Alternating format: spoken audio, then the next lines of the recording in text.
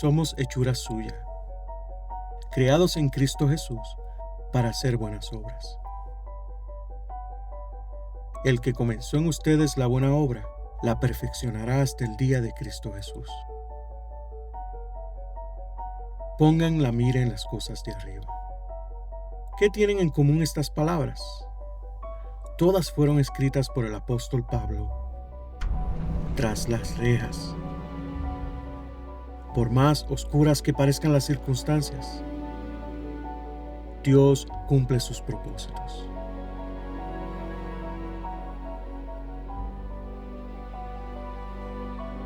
Desde la cárcel, la palabra imparable de Dios. Que el Señor les bendiga a todos una vez más. Me alegro de verles.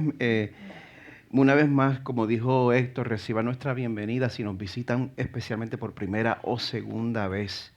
A todos los que están con nosotros en esta mañana, gracias por traer la iglesia a este salón.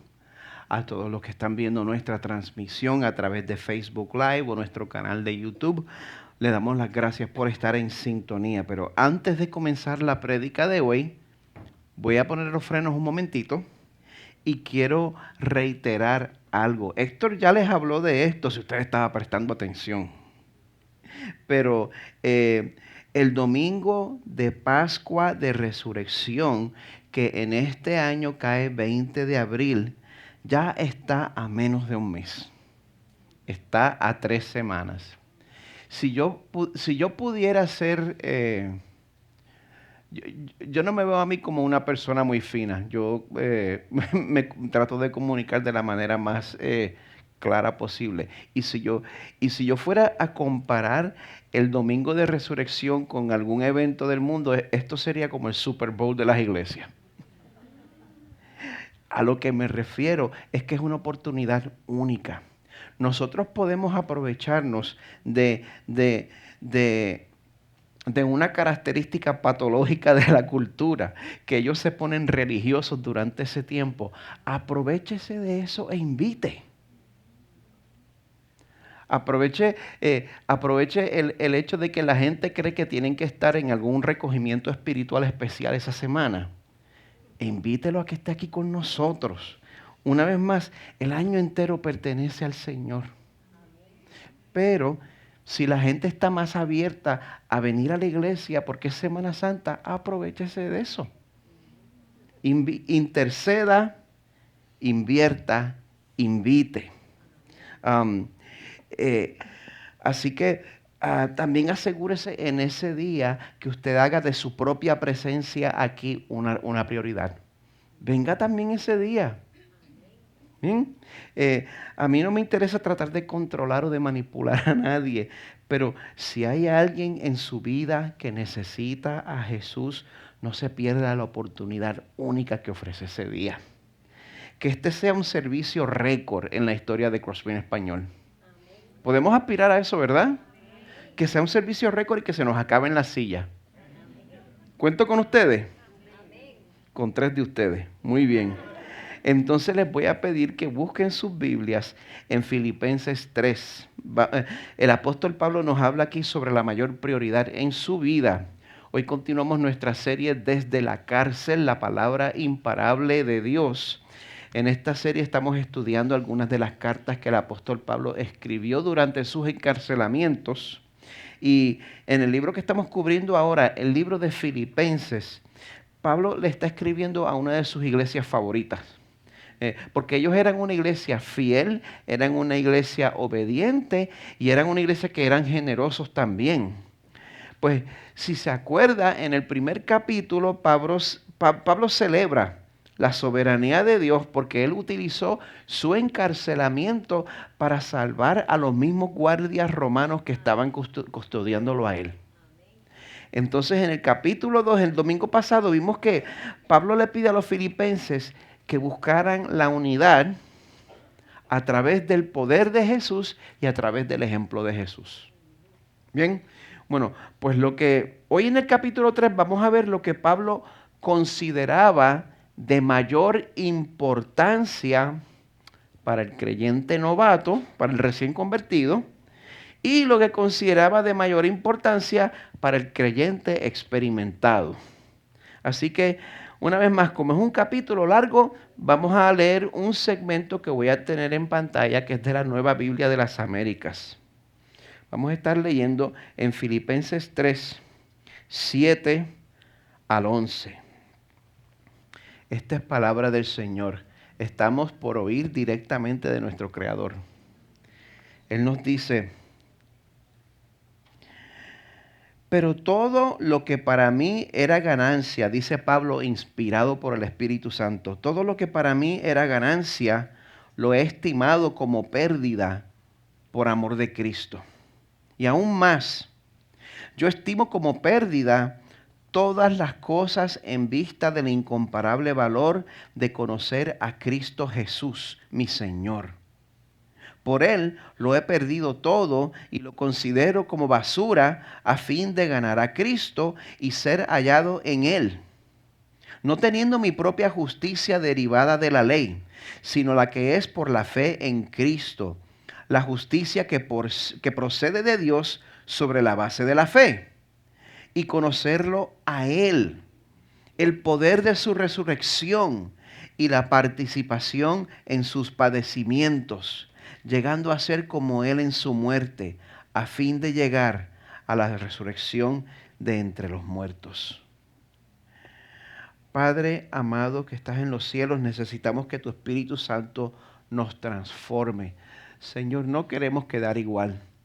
No queremos salir igual que como llegamos aquí, Padre, y solo tú nos puedes transformar, Padre, porque reconocemos, Señor, que ese tipo de amor del que Pablo habla, ese tipo de amor y pasión por ti, que está dispuesto a perder las comodidades de este mundo, que está dispuesto a perder la aprobación del hombre, y ese amor que prefiere identificarse con Jesús, ese tipo de amor y de pasión, Señor, eso no se encuentra en nuestros corazones por naturaleza.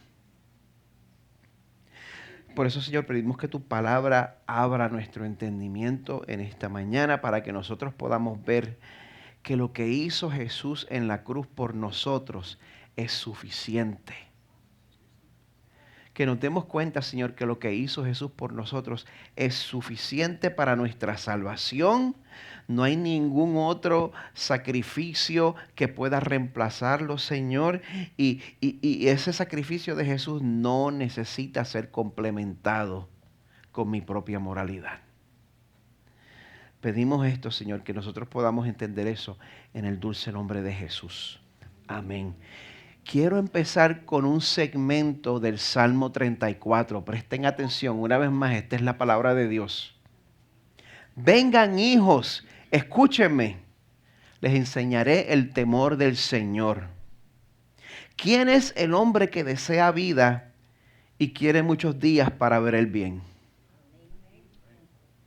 Guarda tu lengua del mal y tus labios de hablar engaño. Apártate del mal y haz el bien. Busca la paz y síguela. Los ojos del Señor están sobre los justos y sus oídos atentos a su clamor. El rostro del Señor está en contra de los que hacen mal, para cortar de la tierra su memoria. Palabra del Señor. Si esto es verdad, si los oídos de Dios están atentos al clamor de los justos, y si Dios va a cortar la memoria de los que hacen el mal, si esto es verdad,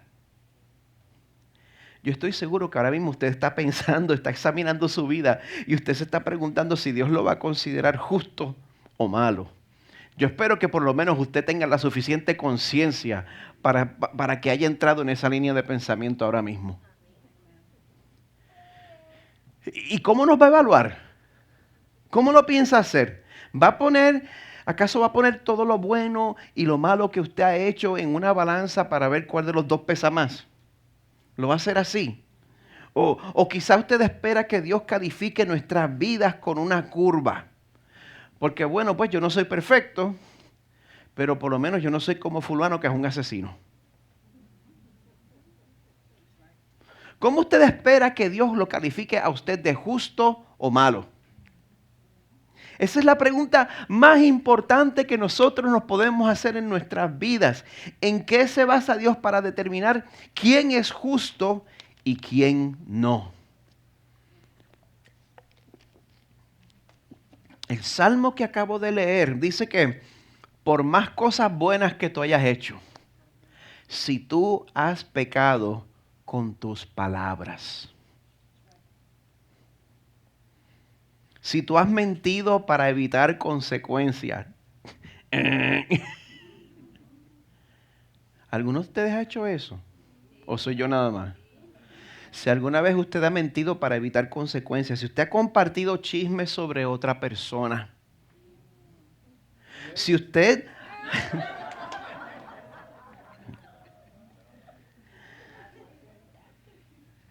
Si usted ha ocultado información que debería compartir porque usted no quiere estar en desventaja. Si tú no has guardado tu lengua del mal y tus labios de hablar engaño, tú no puedes considerarte una persona justa. Por lo menos delante de un Dios íntegro y perfecto. Pues ese es el problema que tiene la raza humana. Dios es perfecto, Dios es santo, Dios es puro, como dice en Habacuc 1. Muy limpios son tus ojos para mirar el mal. En el Israel del primer siglo, las autoridades religiosas judías, los muy famosos fariseos, ellos eran considerados como las personas más rectas, más justas, por su educación, por su disciplina y por lo mucho que ellos se apegaban a las leyes religiosas. Pero Jesús nos arruina el día aquí a todos.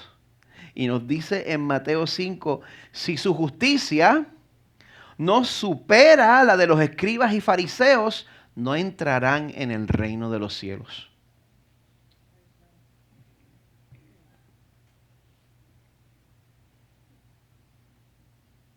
El silencio puede significar o que usted tiene sueño o que usted está entendiendo. Mi esperanza es que sea lo segundo. Porque yo no sé usted, pero yo estoy en tremendo apuro cuando yo leo todo esto. Yo siento que estoy en tremendo apuro porque yo sé que comparado a la perfección de Dios, yo he fallado hasta de maneras que yo no me he dado cuenta. Mi justicia, mi rectitud es insuficiente y necesito informarle de algo. Su propia justicia, su propia rectitud es insuficiente. Nuestra única esperanza para que Dios no nos rechace es recibir una justicia externa, una rectitud externa, la justicia de otra persona que sí haya dado el grado. ¿Me están siguiendo?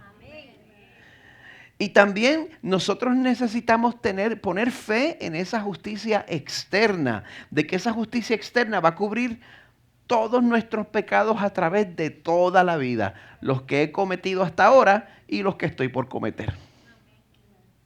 Pero ¿sabe qué?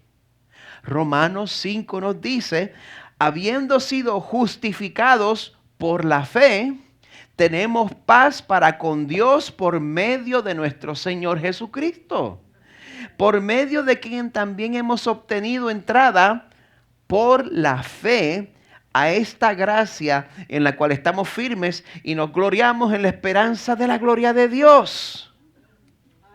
Amada iglesia, ¿quiénes de ustedes han recibido esa justicia de Jesús por medio de la fe? Amén.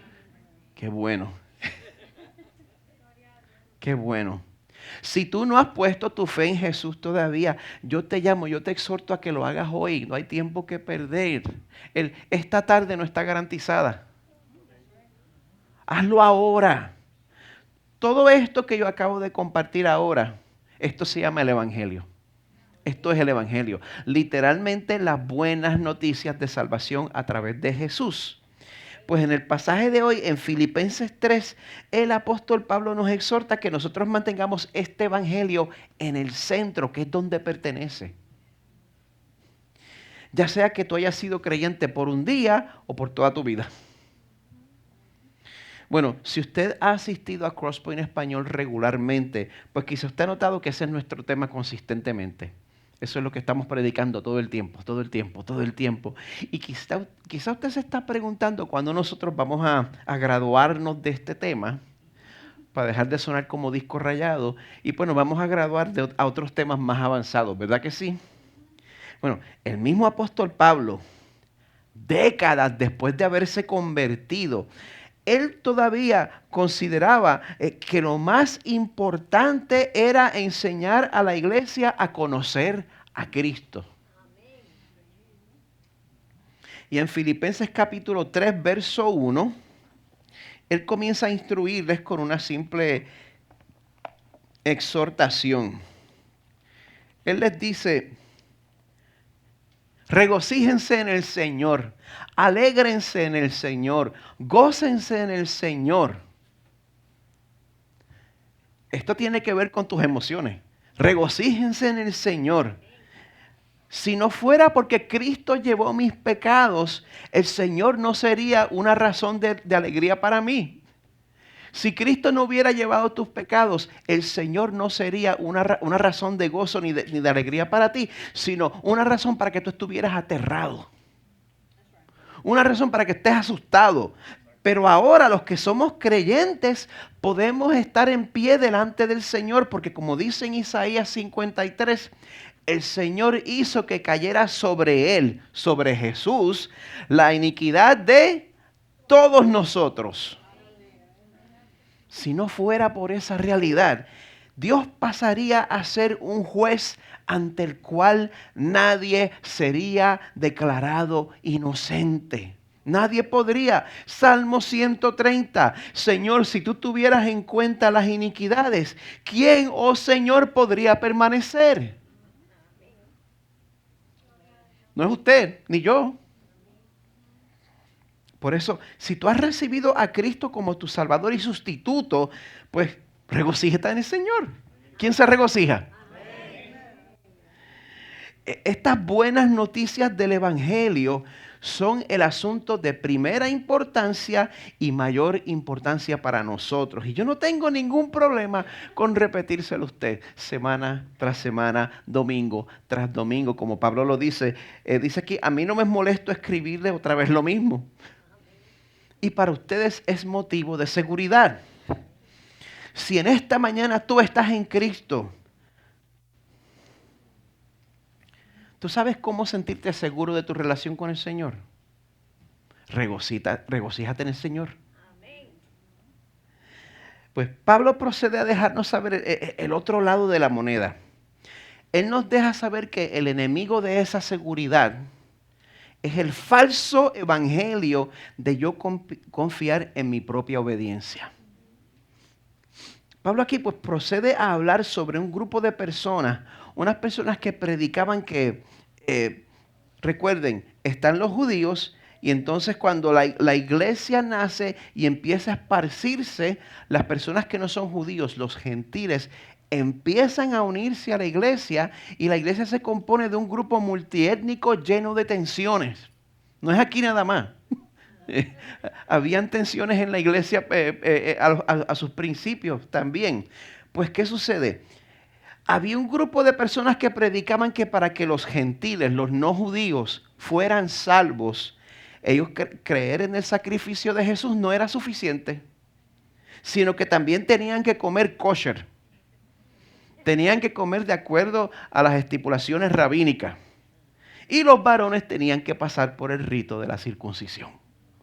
Así que el consejo de Pablo sobre esta gente y sobre todos los que pervierten el evangelio es el siguiente: cuídense de esos perros, verso 2. Cuídense de los malos obreros, cuídense de la falsa circuncisión. Para un judío ser llamado un perro era un insulto. No es como ahora que la gente ama las mascotas más que a la gente. Y no, yo amo las mascotas también, no estoy juzgando. A mí se me murió un pajarito en octubre y lo lloramos mucho. Pero el punto que estoy tratando de hacer es que para entonces, Un perro se consideraba sucio, repugnante y peligroso. Y la presencia de un perro salvaje dentro de una sinagoga invalidaba la limpieza ceremonial. Y por eso los judíos reservaban el insulto de perro para los gentiles. Pero ese es precisamente el nombre que Pablo usa para los judíos que querían imponer sus prácticas. Ellos se hacían llamar a sí mismos la circuncisión. ¿Quién quiere pertenecer a un grupo que se llama la circuncisión? Cuando uno lo piensa de esa manera. Pero ¿sabe qué es lo que pasa? Ellos encontraban su identidad en una ceremonia. Y muchas veces nosotros encontramos nuestra identidad en nuestros esfuerzos. Habrían grupos llamados las faldas.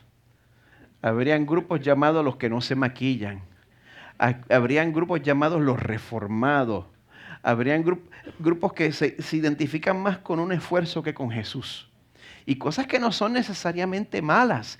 Pero ¿dónde está tu identidad? ¿Dónde se encuentra tu identidad? La circuncisión identificaba a los judíos de una manera bien visual, como el pueblo de Dios.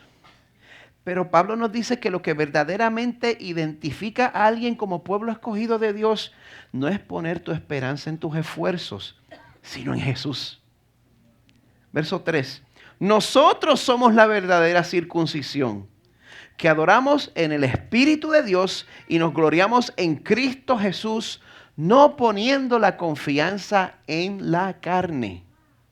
Tenga cuidado, no malentienda esto de poner la confianza en la carne. Siempre que usamos esa expresión, que alguien está en la carne, pues pensamos en que esa persona está siendo inmoral, ¿verdad que sí? Esa persona está en la carne, pues está siendo inmoral. Aquí en este pasaje, poner la confianza en la carne es confiar en que Dios nos va a justificar por medio de nuestros esfuerzos humanos. Eso es lo que significa poner la confianza en la carne. Así que es posible ser una persona externamente moral y estar en la carne a la misma vez.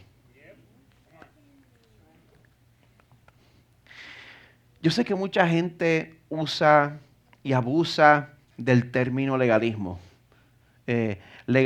Y cuando alguien te amonesta porque estás desobedeciendo al Señor y tú le respondes, tú estás siendo legalista. Ese término se abusa mucho. Pero vamos a llamarlo lo que verdaderamente es. Ser legalista es confiar en que Dios te va a salvar a través de tu obediencia.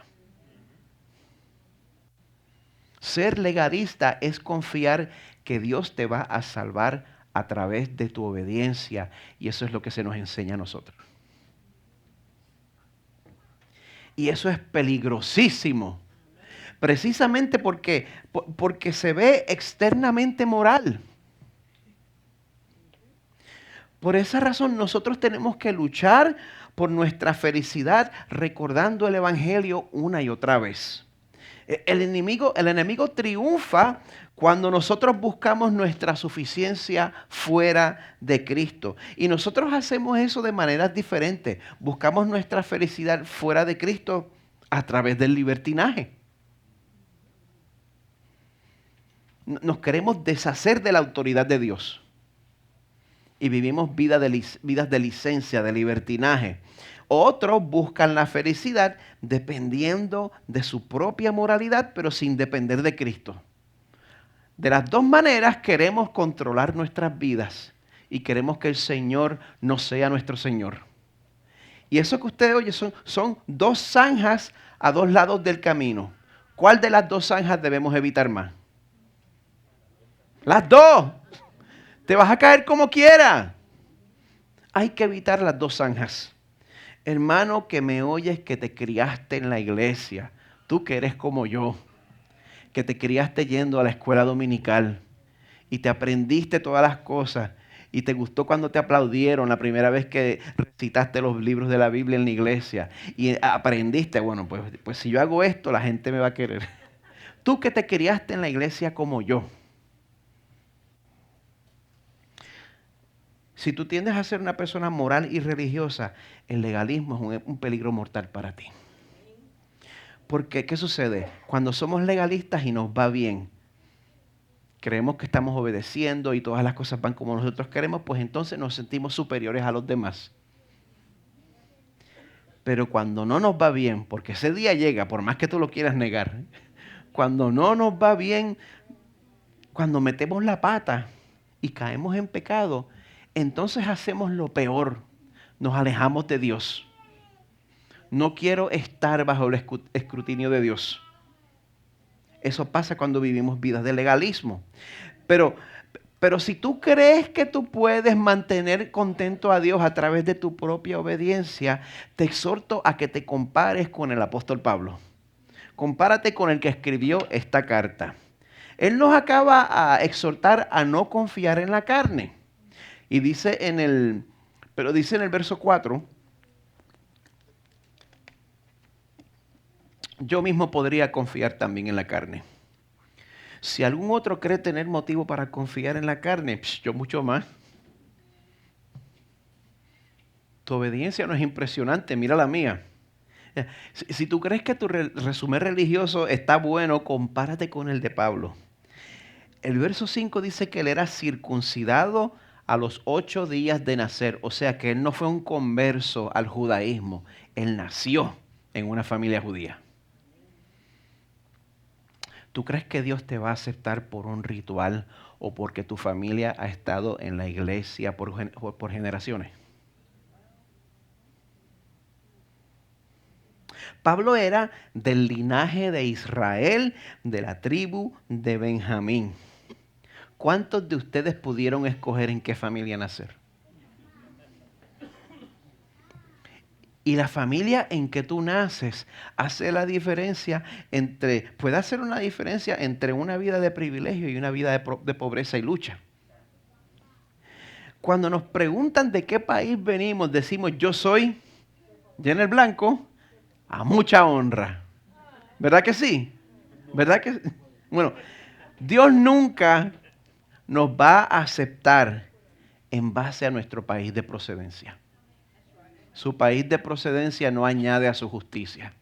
¿Me oyeron, puertorriqueños?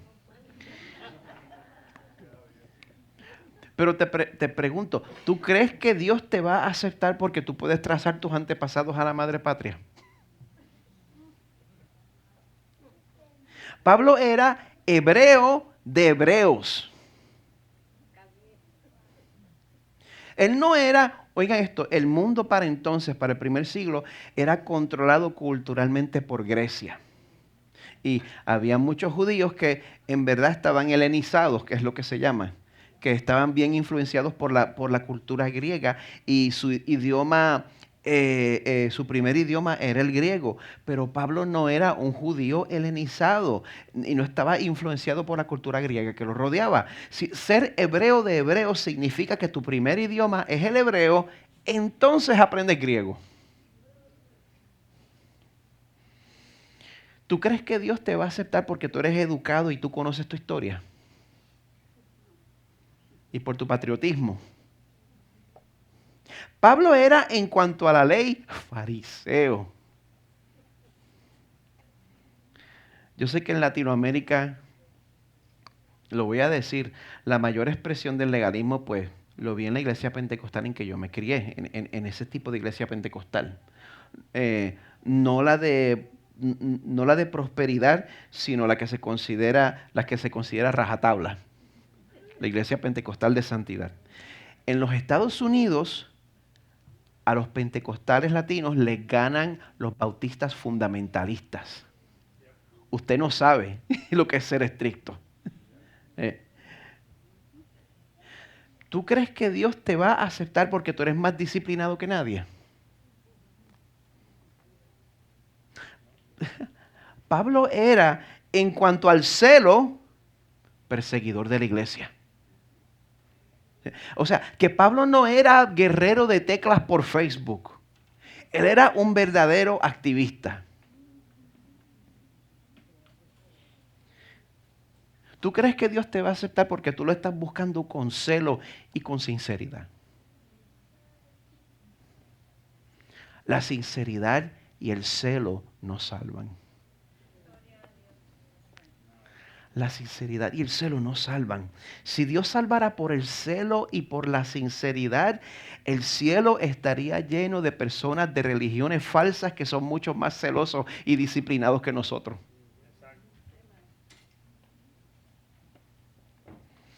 Es posible tener celo y sinceridad y a la misma vez estar sincera y celosamente equivocado. Pablo era, en cuanto a la justicia de la ley, hallado irreprensible. O sea que él se empeñaba por obedecer externamente al pie de la letra.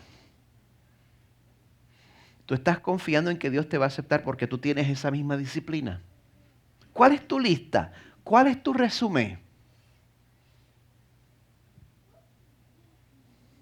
¿Cuáles son tus proyectos de autosalvación?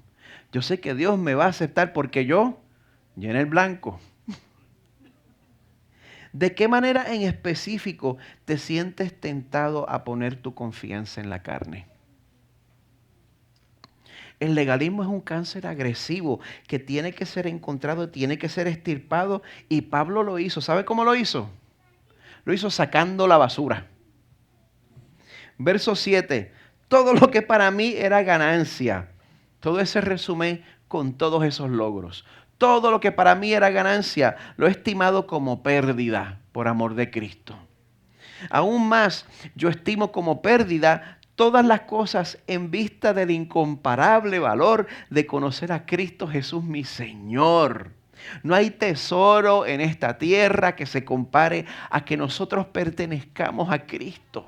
Nada se compara. Por eso decimos como Pablo, por Cristo lo he perdido todo y lo considero como basura. Muchas veces nosotros queremos ser más finos que el Espíritu Santo. Yo no soy experto en el original griego, pero por lo menos en las versiones más antiguas de la Biblia, tanto en inglés como en español, la palabra basura es traducida como estiércol. Así es como Pablo veía todos sus logros. Servían para abonar el jardín. Así es como nosotros debemos ver nuestros logros cuando los comparamos con la justicia perfecta que recibimos a través de Jesús. Por eso Pablo decía que su objetivo principal era ganar a Cristo y ser hallado en Él, no teniendo mi propia justicia derivada de la ley, sino la que es por la fe en Cristo, la justicia que procede de Dios sobre la base de la fe. Si te mueres hoy, me puse intenso rapidito. Si te toca darle cara a tu Creador en este día, ¿vas a ser hallado en Cristo?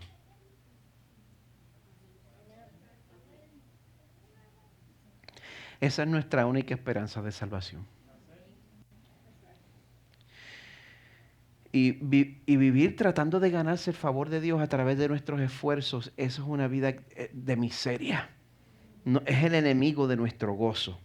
Así que conoce a Jesús, confía en Jesús, Él te va a cambiar. Él te va a cambiar. Pero pon tu confianza y pon tu confianza en Jesús primero. En el verso 10 Pablo dice que nada se compara con conocerlo a Él. El poder de su resurrección, el poder que te hace cada día más como Jesús. El poder que quizás antes cuando tú pecabas te dabas el gusto, pero ahora ya no eres la misma persona. Dios no te va a dejar quieto y vas a tener que abandonar ese pecado. Ese es el poder de su resurrección. Y también vas a considerar un honor participar en los sufrimientos de Jesús, participar en los padecimientos de Jesús, llegando a ser como Él en su muerte. Ese es el gozo que permanece. Aún a las puertas de la muerte, porque en Cristo tenemos la esperanza de, como dice el verso 11, llegar a la resurrección de entre los muertos. Así que si tu confianza está en Cristo, pues tu alegría está determinada por la esperanza de una vida eterna junto a tu Creador. ¿Conoces a Jesús?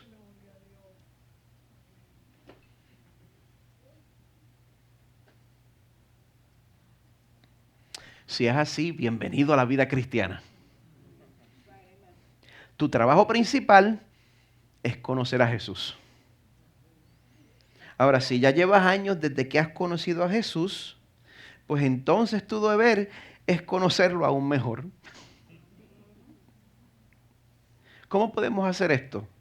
Bueno, número 1, a través de la humildad. Verso 12, Pablo dice, no es que ya lo haya alcanzado o que ya haya llegado a ser perfecto. Si yo los voy a exhortar a ustedes a que sigan el ejemplo de Pablo, vamos a tener cuidado. Pablo consideraba sus logros como basura, ¿se acuerda? Pues, ¿para qué entonces esforzarse en esta carrera? ¿De qué valen nuestras obras? Gracias por preguntar. Bueno, Pablo estaba resuelto a seguir adelante hasta el final, porque su objetivo era, dice, poder alcanzar aquello para lo cual también fui alcanzado por Cristo Jesús. Tenemos que saber el orden correcto de las cosas. ¿Tú deseas alcanzar algo en los caminos del Señor? Es porque el Señor te alcanzó primero. Hay que darse cuenta de eso. Porque entonces nosotros creemos que si alcanzamos algo, vamos a alcanzar a Dios. Pero así no es que es. El Señor alcanza tu corazón y entonces tú dedicas tu vida con intensidad, con una intensidad que preocupa a todo el mundo alrededor tuyo. Con intensidad dedicas tu vida a alcanzar aquello por lo cual fuiste alcanzado. Y entonces aquí, eso, pastor, yo no entiendo eso. Son dos realidades simultáneas. Estamos viendo la realidad de la justificación y la realidad de la santificación. Dos cosas que suceden juntas. Para nosotros, desde nuestro punto de vista limitado, pues sentimos una tensión. Justificación quiere decir que has sido declarado justo porque Cristo te representa. Dios te declara justo. No tiene, tu esfuerzo no tiene nada que ver. Y es un estado que no cambia y no se pierde. Si tú eres cristiano, si tú estás en Cristo verdaderamente, si verdaderamente crees en Jesús, la justificación no se pierde aunque peques.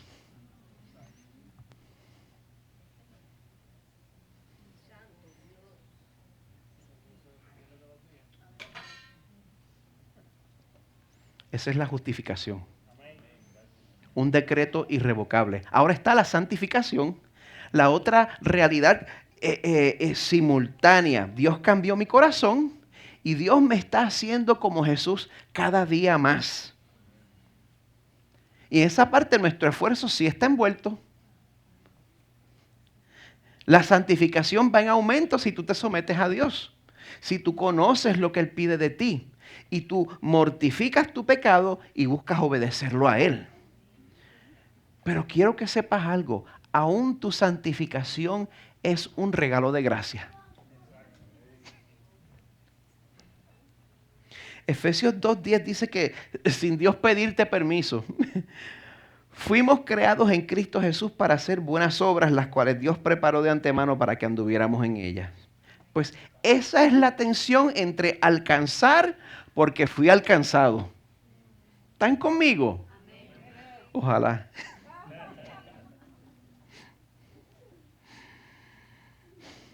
La esperanza de Pablo al esforzarse por obedecer a Dios estaba basada en lo que Cristo ya había alcanzado en su lugar.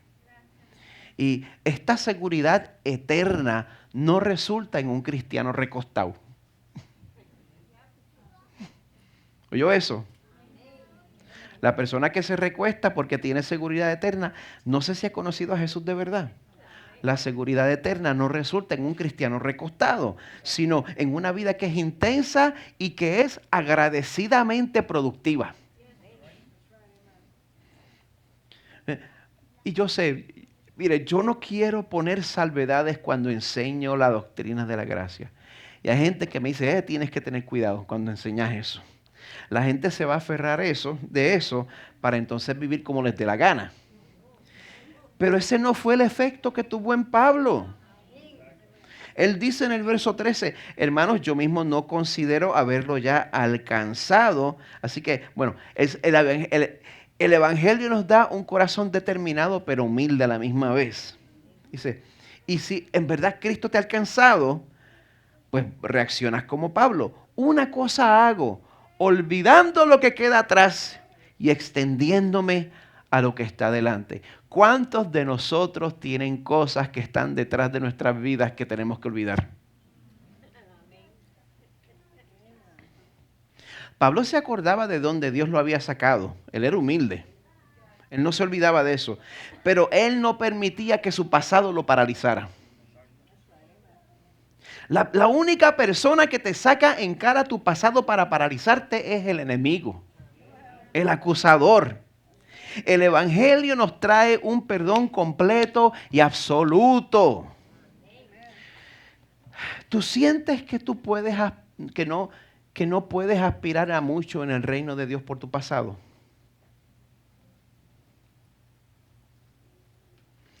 El Evangelio nos trae un perdón completo y absoluto para que, como Pablo, tú olvides lo que queda atrás.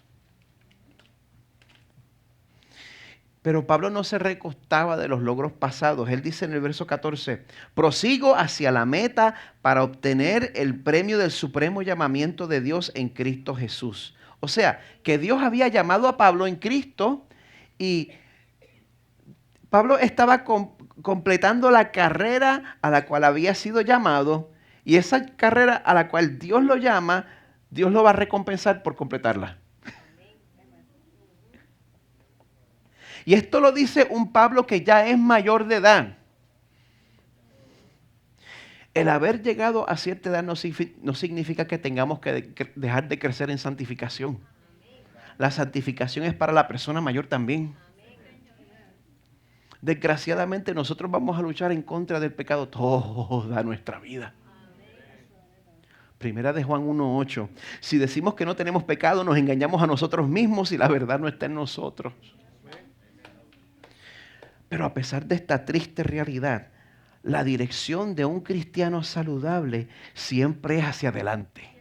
Aunque sea un pasito, siempre es hacia adelante. A veces corremos, a veces caminamos, a veces un pasito, a veces arrastramos los pies. Mire, gracias a nuestra justificación, Dios nos considera completos. Dios nos considera maduros, nos considera perfectos en Cristo.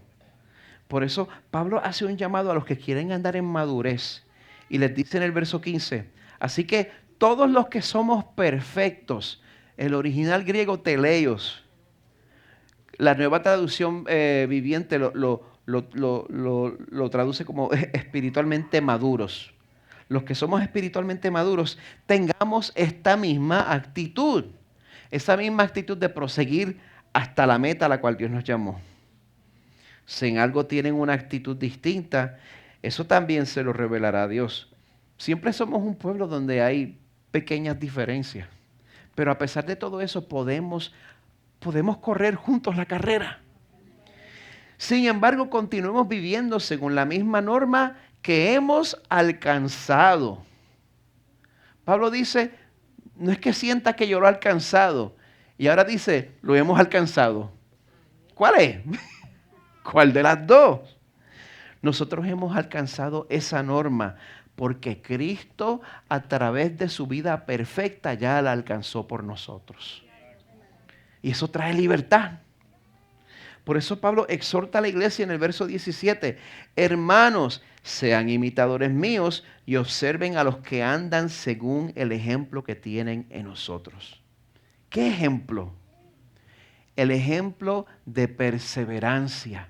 ¿Perseverancia en qué? Perseverancia en poner nuestra confianza no en nuestros logros, sino en la cruz de Cristo. Su vida cristiana comienza confiando en Jesús y su vida cristiana va a terminar de esa misma manera. Nunca nos graduamos. Nunca nos graduamos.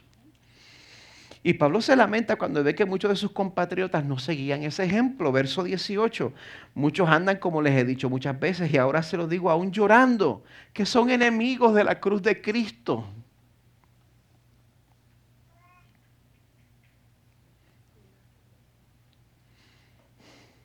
Esta es la ironía más grande. Cuando uno rechaza a Jesús porque quieres ganarte el favor de Dios a través de tu propia moralidad, estás siendo inmoral.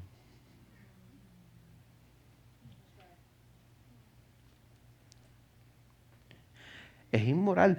Pablo dice esto sobre los enemigos de la cruz. Su fin es perdición, por más moral que parezca ser.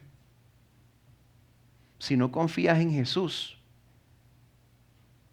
Yo amo mucho a mis hermanos pentecostales, pero los pentecostales unitarios que creen en el modalismo, tú puedes ser muy moral, pero tu fin es perdición.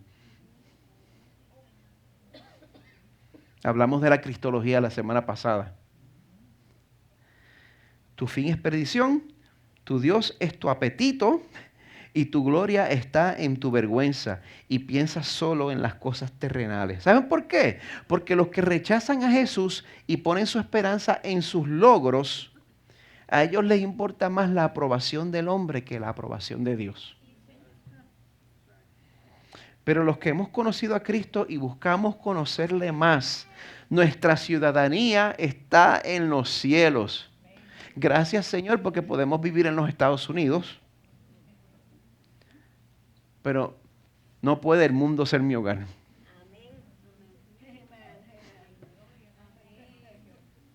No puede el mundo ser mi hogar.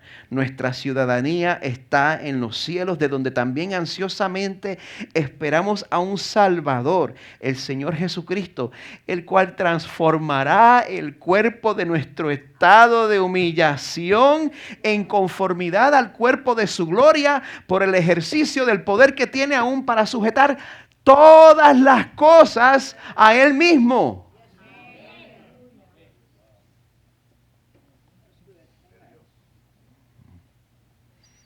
Gracias a Jesús. Es que lo que nos ofrece Jesús es irreemplazable, porque nadie más puede hacer lo que Él hace por nosotros. Y gracias a Jesús, los cristianos esperamos una resurrección y una glorificación que Dios ha prometido gratuitamente. Quizá esto a usted no lo emociona mucho porque es joven, pero cuando ya uno empieza a entrar en años y el cuerpo te empieza a fallar, uno se da cuenta que Pablo tenía razón, que dice, uno está en un estado de humillación. Y estamos anticipando ese día. Pues a la luz de esa promesa, en esta vida nos esforzamos imperfectamente.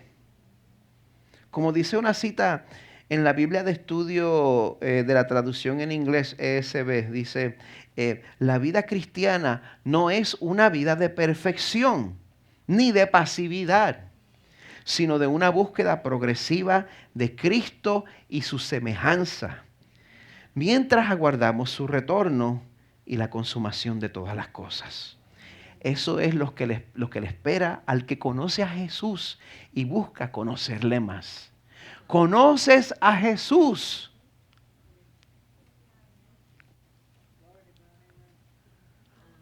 ¿Conoces a Jesús? El equipo de adoración puede pasar al frente.